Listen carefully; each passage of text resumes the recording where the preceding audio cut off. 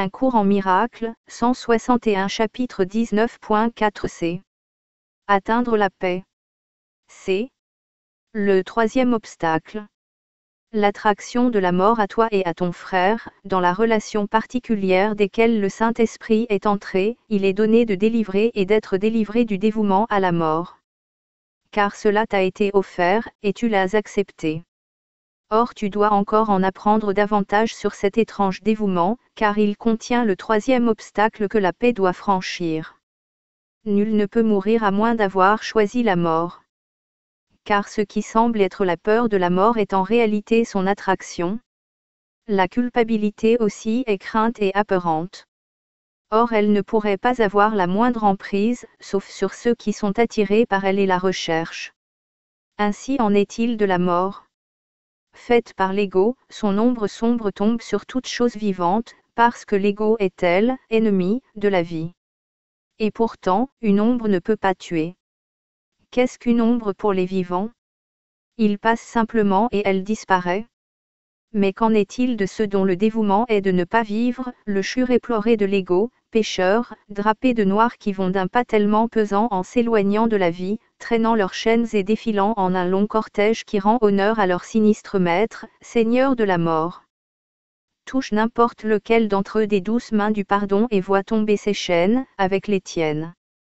Vois comme il rejette la robe noire qu'il portait à ses funérailles, et entend comme il rit de la mort. Par ton pardon il peut échapper à la sentence que le péché lui imposerait. Cela n'est pas de l'arrogance. C'est la volonté de Dieu. Qu'y a-t-il d'impossible pour toi qui as choisi sa volonté comme tienne? Qu'est-ce que la mort pour toi? Ton dévouement ne va pas à la mort ni à son maître. Quand tu as accepté le but du Saint-Esprit à la place de celui de l'ego, tu as renoncé à la mort en échange de la vie. Nous savons qu'une idée ne quitte pas sa source. Et la mort est le résultat de la pensée que nous appelons l'ego, aussi sûrement que la vie est le résultat de la pensée de Dieu. A. Le corps incorruptible. De l'ego vinrent le péché, la culpabilité et la mort, par opposition à la vie et à l'innocence, et à la volonté de Dieu lui-même. Où peut résider une telle opposition, sinon dans les esprits malades de ceux qui sont insane, voués à la folie et dressés contre la paix du ciel? Une chose est sûre, Dieu, qui n'a créé ni le péché ni la mort, ne veut pas que tu sois lié par eux. Il ne connaît ni le péché ni ses résultats. Les figures voilées du cortège funèbre ne marchent pas en l'honneur de leur Créateur, dont la volonté est qu'ils vivent. Ils ne suivent pas sa volonté, ils s'y opposent. Et qu'est donc ce corps drapé de noir qu'ils voudraient enterrer? Un corps qu'ils ont voué à la mort, symbole de corruption, sacrifice fait au péché, offert au péché pour qu'il s'en nourrisse et se garde en vie, une chose condamnée, maudite par son faiseur et pleurée par chaque endeuillé qui la voit comme étant lui-même. Toi qui crois avoir condamné le Fils de Dieu à cela, tu es arrogant. Mais toi qui voudrais le délivrer, tu ne fais qu'honorer la volonté de son Créateur. L'arrogance du péché, l'orgueil de la culpabilité, le sépulcre de la séparation, tout cela fait partie de ton dévouement à la mort, que tu ne reconnais pas. Le brillant de la culpabilité dont tu as revêtu le corps, le tuerait. Car ce que l'ego aime, il le tue pour son obéissance. Mais ce qui ne lui obéit pas, il ne peut le tuer. Tu as un autre dévouement qui garderait le corps incorruptible et parfait aussi longtemps qu'il est utile pour atteindre ton saint but. Le corps ne meurt pas plus qu'il ne peut sentir. Il ne fait rien.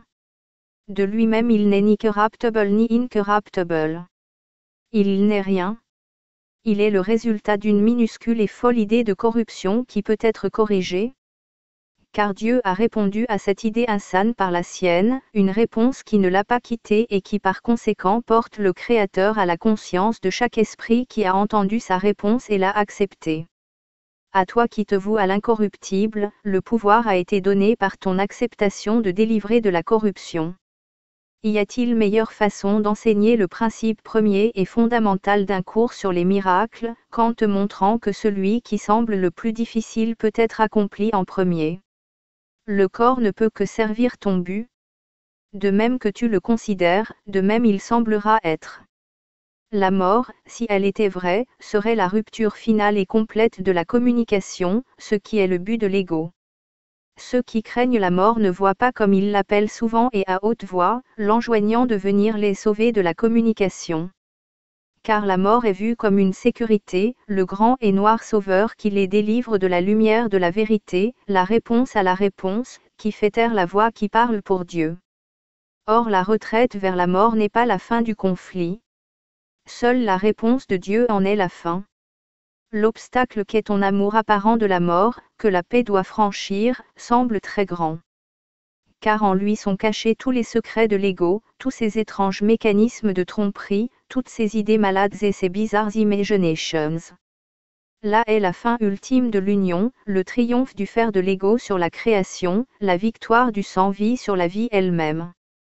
Sous le bord poussiéreux de son monde distordu, l'ego voudrait mettre en terre le Fils de Dieu, mis à mort sur son ordre, preuve dans sa putréfaction que Dieu lui-même est sans pouvoir devant la puissance de l'ego, incapable de protéger la vie qu'il a créée contre son souhait barbare de tuer. Mon frère, enfant de notre Père, ceci est un rêve de mort. Il n'y a pas de funérailles, ni de sombre autel, ni de sinistre commandement, ni de rituel tordu de condamnation auquel te mène le corps. Ne demande pas à en être délivré. Mais libère-le des ordres impitoyables et implacables que tu lui as imposés, et pardonne-lui ce que tu lui as ordonné de faire. Dans son exaltation, tu ordonnais qu'il meure, car seule la mort pourrait conquérir la vie. Et quoi d'autre que l'insanité pourrait regarder la défaite de Dieu et la pensée réelle? La peur de la mort disparaît comme son attrait est cédé à l'attraction réelle de l'amour.